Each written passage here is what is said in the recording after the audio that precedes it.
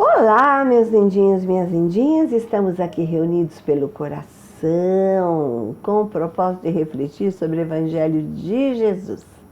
Todas as quintas-feiras, às 20 horas, vamos, em nome do CETRELV, acolher você com um fraterno abraço. Eu sou a Margarete, voluntária deste pontinho de luz, o CETRELV, neste planeta governado por Jesus. Por favor, se desejar seu remédio ou água, pode no decorrer do assunto serem fluidificados pelos amigos espirituais, onde raios de amor em forma de bênçãos cairão sobre eles, tudo pela sua melhora física e espiritual. Esperamos também que você tenha iniciado em casa o Evangelho no lar. Devo avisar que no CETRELV, nosso hospital espiritual, tudo se inicia com a retirada de senha, gratuitas, porém limitadas. São de atendimento fraterno. Qualquer dúvida, escreva nesse WhatsApp, 943356964. A casa realiza diversos cursos, em diferentes dias e horários, semanais, quinzenais, tem online, tem presencial, tem de domingo, o primeiro e o terceiro domingo do mês, em parceria com Miami. Colaboramos com instituições sociais, como a Árvore da Esperança e o GAAN, que é o Grupo Assistencial Alvorada Nova. Temos lá um doce cantinho, onde toda a renda é para o grupo que monta os kits de enxovais de bebês, cujos mentores são a Alta de Souza e o Kenzo Nakashima. E se você tiver interesse, compareça nas aulas de crochê. A nossa professora Rita vai adorar. E assim, iniciaremos mais um estudo sobre um item do Evangelho segundo o Espiritismo. Fique o mais confortável possível, conforme diz Mirambês, por João Nunes Maia, no livro Saúde. Faça o relax necessário, soltando o seu corpo, dando ordem mentais à sua cabeça, seu ombro, às suas pernas, seus braços. E assim você vai criar uma aura de tranquilidade. Respire harmonia e amor. Se você puder, feche os olhos, pensa em Jesus, observe a sua respiração, perceba o ar que entra, que sai, inspire profundamente e expire muita gratidão. E assim estaremos conectados. Abra seus olhos e vamos rogar eflúvios de luz e o acolhimento de todas as nossas necessidades, que a paz de todos possa ser alcançada. Então, faremos o Pai Nosso para o início da nossa tarefa. Obrigada, Jesus, pela permissão, que o meu mentor, meu anjo guardião, me ajudem nesta tarefa de amor. Que Dr. Bezerra de Menezes, que é o patrono espiritual do CETRELV, amigo dos humildes e dos enfermos, junto com o nosso saudoso e querido irmão Melo, eles atuem em nossas mentes, em nossas células, sistemas e organismos, nos fortalecendo. Sintonizados nessa vibração amorosa, vamos à leitura e à reflexão de hoje. Hoje o capítulo é o 7, Bem-aventurados os pobres de espírito, que está em Mateus, capítulo 5, versículo 3, né? A primeira das bem-aventuranças que Jesus ensinou aos seus discípulos, lá no Sermão do Monte, situado no norte de Israel, na região da Galileia.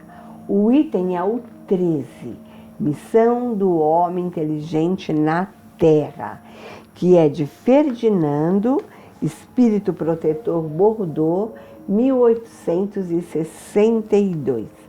Que missão será essa, né? Será que nós somos pessoas inteligentes, né? Como temos utilizado o nosso conhecimento? Um outro olhar a considerar nessa bem-aventurança é que essas bem-aventuranças, são uma descrição do caráter cristão, que contrasta com o caráter do mundo. Ou seja, as coisas divinas devem ser dignas de sua atenção, não somente as coisas materiais, tá bom? Agora, para entender bem essa aventurança, essa bem-aventurança, não devemos descartar algumas ideias equivocadas sobre o que significa ser pobre de espírito. Vamos descartar tudo isso, né? Vamos tirar esse preconceito, talvez, um pobre de espírito. Gente, não é alguém com baixa estima, ou também uma pessoa calada, introvertida, nada disso. Também não se refere às pessoas que sofrem, é àqueles que são oprimidos, rejeitados, nada disso. Jesus ensina sempre que temos que possuir qualidades como a simplicidade de coração e a humildade de espírito. Por que será que sempre desejamos nos elevar sobre os nossos irmãos? Aqueles que não se consideram superiores aos outros sempre agrada a Deus.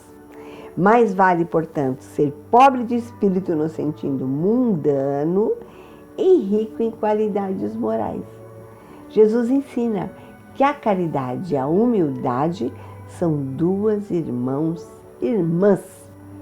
que se dão as mãos e nos eleva sempre. Bom, essa é a bem-aventurança, né? Então nós vamos ler agora o texto do Evangelho. Eu vou ler o texto do Evangelho do José Herculano Pires, tá bom? Vamos estudar o que o mestre nos fala e vamos estudar o item 13, missão do homem inteligente na Terra. Diz assim o item 13: não vos orgulheis por aquilo que sabeis, porque este saber tem limites bem estreitos no mundo em que habitais. Mesmo supondo que sejais uma daquelas sumidades desse globo, não tendes nenhuma razão para vos envaidecer, se Deus, nos seus desígnios, vos fez nascer num meio onde pudestes desenvolver a vossa inteligência. For por querer que a usasseis em benefício de todos, tá vendo? Coletividade, irmãos de humanidade, sempre, tá? Porque é uma missão que Ele vos dá, pondo em vossas mãos um instrumento com o qual podeis desenvolver ao vosso redor as inteligências retardatárias e conduzi-las a Deus. Cada um de nós está num tempo, né? A natureza do instrumento não indica o uso que dela se deve fazer? A enxada que o jardineiro põe nas mãos do seu ajudante não indica que ele deve cavar? E o que direis se o trabalhador, em vez de trabalhar, erguesse a enxada para ferir o seu senhor?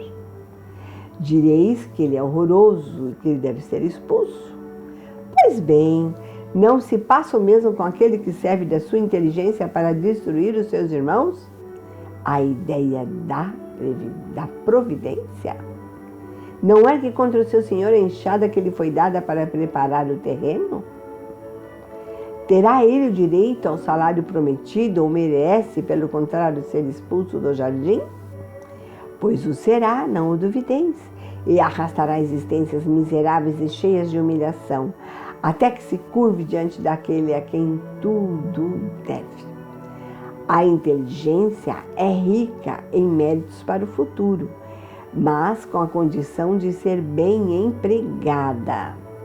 Se todos os homens bem dotados se servissem dela, segundo os desígnios de Deus, a tarefa dos espíritos seria fácil, ao fazerem progredir a humanidade. Que bom, né? Que seria se todos nós ajudássemos o nosso próximo. Muitos infelizes a transformarem em instrumento de orgulho e de perdição para si mesmo. O homem abusa de sua inteligência como de todas as suas faculdades, mas não lhe faltam lições, advertindo-o de que uma poderosa mão pode retirar-lhe o que ela mesma lhe deu. Então, gente, viu como está muito claro? A inteligência é rica em mérito para o futuro, mas com a condição de ser bem empregada. Como temos aplicado a nossa inteligência? Nos servimos dela segundo os desígnios de Deus? Ou, a transformamos em orgulho e perdição? Você é do tipo que pega a enxada para ferir ou para trabalhar de verdade, deixando um lindo jardim? E aí? Nós podemos nos esclarecer muito mais profundamente sobre esse assunto. Nós temos o livro dos Espíritos, esse livro lindinho aqui, que são mais de 900 questões espirituais, tá? Na questão 24, na 71 e na 592, fala muito sobre a inteligência. Fala que a inteligência é um atributo essencial do espírito. A inteligência não é um atributo do princípio vital, claro, pois até as plantas vivem e não pensam, têm apenas vida orgânica. E a comparação de homens e animais, essa linha pode ser estabelecida de maneira precisa? Vamos ver? Seu corpo pode ser destruído, como o dos animais, mas seu espírito tem um destino, que só ele pode compreender, porque somos livres. Os animais têm inteligências, e os bichinhos atualmente então, porém a inteligência do bichinho é limitada, a sua não. Eu vou comentar um exemplo aqui, bem legal, que demonstra como tudo pode mudar na nossa vida quando nós fazemos um bom uso da virtude, da inteligência e do dom que nós temos, né? Como muitos de vocês sabem, esse assunto das bem-aventuranças foi um momento transformador na vida de Eurípides Barçanufo. Quem é ele? Tem uma foto bem na entrada na sala de cura, aquele primeiro quadro que tem lá. Ele era um homem muito inteligente, médium, receitista, notável com as faculdades como psicografia, psicofonia, clarividência e bilocação. Só isso já daria quantas horas, de comentário. Bom, ele era, porque ele já faleceu, um médium muito inteligente. E em 1904 ocorreu um evento muito significativo na sua trajetória espiritual. Ele compareceu a uma sessão mediúnica lá no Centro Espírita Fé e Amor, na Fazenda Santa Maria, zona rural, lá do município de Sacramento, no estado de Minas Gerais, onde foi realizado um estudo sobre as bem-aventuranças. E Eurípides era católico, nasceu em família católica, e ele estudava muito a Bíblia, e ele não compreendia muito bem as bem-aventuranças. Nós mesmo acabamos de ver aqui que às vezes nós podemos ter uma ideia errada do que é bem-aventurados, pobres de espírito. É uma coisa que vem há mais de 2000 anos, então tem que ser esclarecida, né? E ele lia a Bíblia, ele não entendia bem o que eram essas bem-aventuranças, né? E ele soube que nesse centro espírita ia ter um estudo sobre as bem-aventuranças do Evangelho segundo o Espiritismo. Bom, não perdeu a chance, né? Foi lá assistir a palestra, assistir os comentários das bem-aventuranças. Aí ele estava lá sentadinho, quietinho, bonitinho. Naquela época não tinha celular, senão ia falar, desliga os seus celulares, né? Ele mentalmente ficou assim, cafifado com aquilo e pensou num desafio. Ele falou assim: se o espiritismo realmente é real, eu vou fazer aqui um desafio para o mundo espiritual. Olha só, eu vou pedir que João Evangelista se manifeste através de um médium que está aqui e me explique o significado das bem-aventuranças. Ele tinha lido a Bíblia, tinha procurado entender, mas ele reconhecia que ele não compreendia completamente. Bom, você sabe, né? Quando uma pessoa inteligente, merecedora, faz um pedido, acontece, né? Não é qualquer coisa que acontece, você tem que ser merecedor. E também, se aquilo for te prejudicar, não vai acontecer, tá certo? Então, de repente, durante a sessão, um médium chamado Aristides, que era parente seu, que era analfabeto, acredite se quiserem, entrou em transe e começou a transmitir uma comunicação do espírito de João Evangelista. O conteúdo da mensagem abordou precisamente o questionamento que Eurípides havia feito. Esta experiência foi um momento decisivo para Eurípides, pois sua pergunta havia sido respondida. A explicação ampliou sua compreensão e dissipou suas dúvidas. Ao final dessa sessão memorável, Eurípides estava profundamente transformado. Converteu-se de católico para o espiritismo e, em 1905, fundou o Grupo Espírita Esperança e Caridade e depois, posteriormente, em 1907, o Colégio Allan Kardec, baseado todo no ensino da doutrina kardecista. Muito legal, né? Por que será que eu lembrei dessa história e contei essa história? Porque eu acho que tem muito a ver com a missão do homem inteligente na Terra, que somos todos nós. Todos nós somos inteligentes. Cada um está no seu momento, mas somos todos inteligentes. Ele estava no momento dele, com a inteligência dele, ele resolveu a questão que lhe afligia a alma, né? Se vocês pegarem um livro, O Consolador, esse aqui, ó, que nós temos curso lá na casa às 17 horas. Tem online e tem presencial. Você pode pegar aí pela internet e ver. Se vocês pegarem a questão 208 desse livro, nesse livro informa que há uma tarefa especializada da inteligência do orbe em lutas expiatórias ou em missões santificantes, tudo em proveito real da coletividade, que foi o caso de Eurípides, né?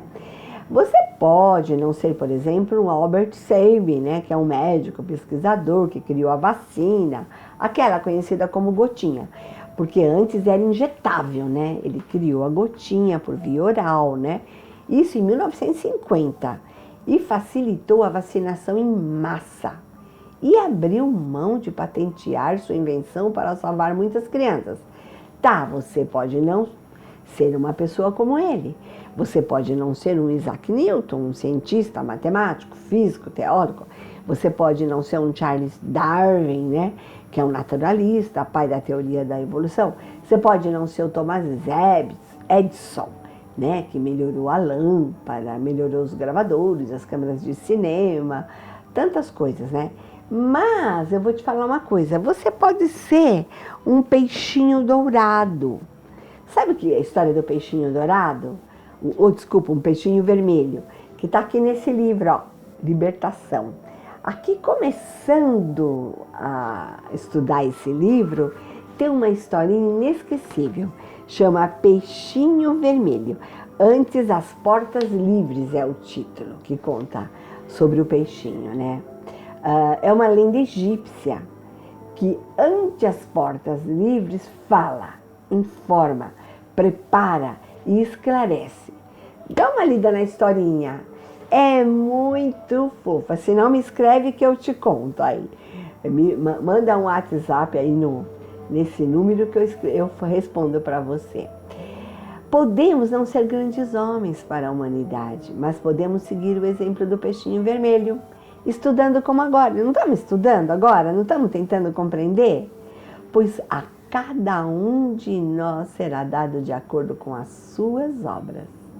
Não podemos continuar insensíveis à voz dos Espíritos, que foram enviados para nos purificar e renovar a nossa sociedade civilizada, rica em conhecimento e, não obstante, tão pobre de bons sentimentos. Jesus quer que tiremos de nossos olhos a venda, sabe, do orgulho, e vês que não adianta apresentar a luz a um cego. Primeiro vamos curar a causa do mal.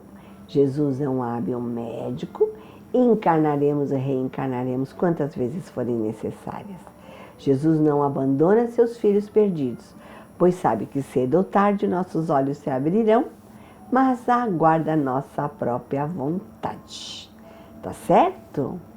Allan Kardec uma vez escreveu: pelo Espiritismo, o homem sabe de onde vem, para onde vai, porque está na Terra e sabe que a alma progride sem cessar. Tá certo? Ou não?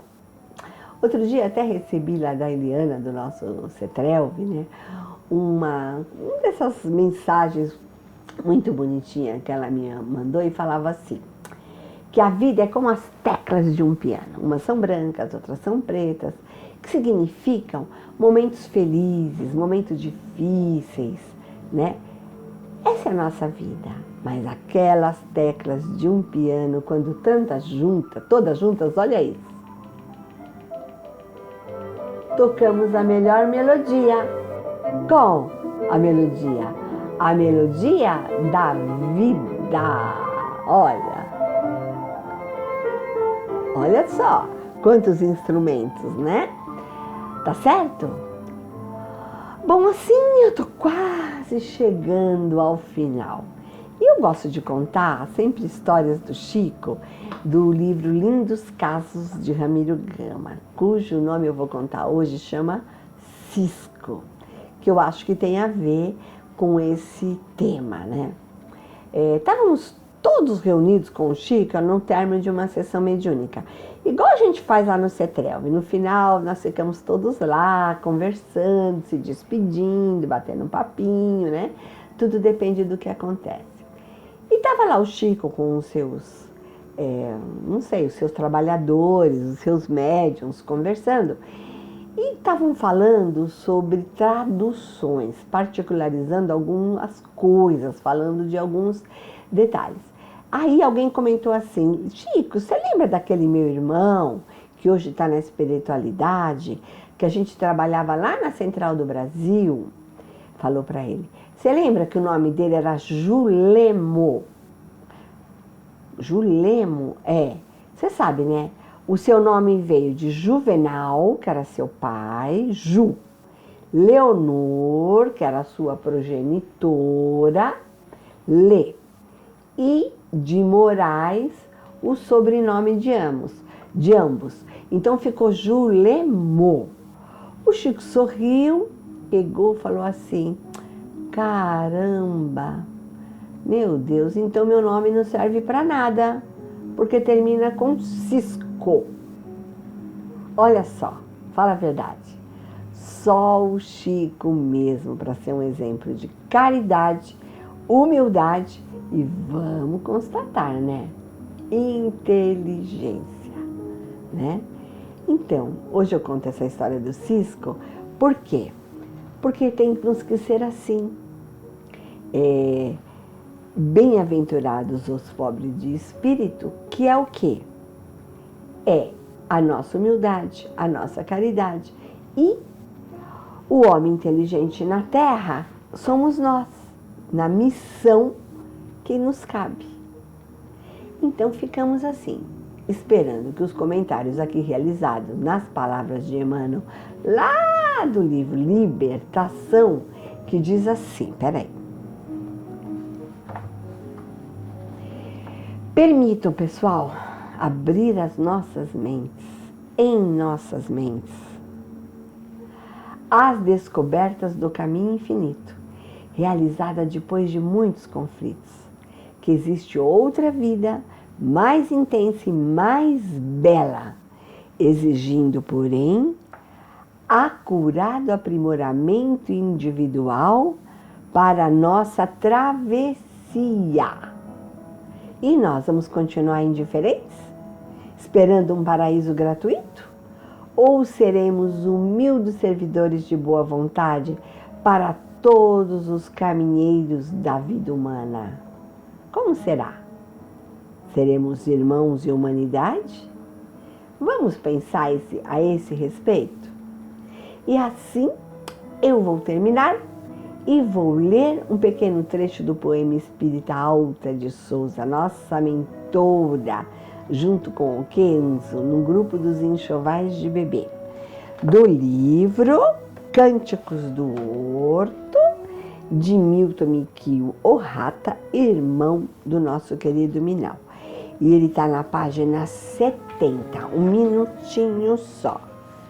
Na página 70, chama humildade. Que não se iluda o imprevidente pelo seu saber mais acentuado, pois se Deus o fez aquinhoado, tinha elevada razões, certamente. É da lei que mais recebeu, dará mais como se comprometeu. Além do mais, muitas vezes o pequeno ante o Senhor é maior, e por isto sereno aceitou vir humilde para o grande ensinar. Já pensou, gente? Que coisa! Tudo a ver com o Evangelho segundo o Espiritismo, bem-aventurados os pobres de espírito, e a missão do homem inteligente na Terra. Eu espero que você tenha encontrado a sua missão e que você vá trabalhar a esse respeito, tá bom? Então agora nós vamos concluir e solicitar aos amigos espirituais a fluidificação das águas, cada qual com a sua intenção.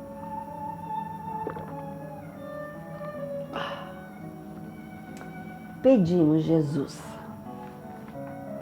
aos benfeitores que derramem sobre as nossas solicitações, sobre as nossas águas, o orvalho do plano divino, magnetizando cada líquido com raios de amor, paz, fluidos curativos, calmantes e outros que precisamos para o nosso equilíbrio físico e espiritual. Que ao beber desta água, em nome de Jesus, possamos receber uma onda de luz, uma fonte de alegria, de fé e de bênçãos. Em gratidão por esse momento, pedimos, Dr. Bezerra de Menezes, movimenta tuas falanges amigas em benefício daqueles que sofrem, sejam males físico-espirituais. Derrame as graças e a cura sobre toda a humanidade sofredora. Abençoa o nosso lar, aqueles que ainda estão em provas ou expiações educativas. Abençoa todas as casas de caridade, abençoa o CETRELV, também os seus dirigentes, trabalhadores, assistidos, voluntários, estudantes. Abençoa as crianças desamparadas, solitárias, os órfãos, as grávidas, os idosos, Jesus, os encarcerados.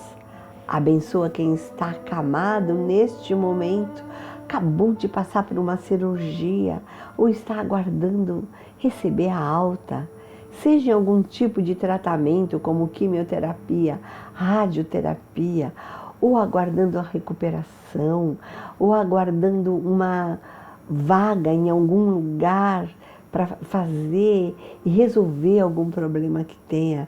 Jesus, Dr. Bezerra, com a sua legião, envolva essa pessoa. Jesus, querido, amado, abençoa e dê apoio e força aos orfanatos. HAN, Árvore da Esperança, abençoa o nosso planeta, Jesus. Abençoa os dirigentes de nações para que cultivem a paz.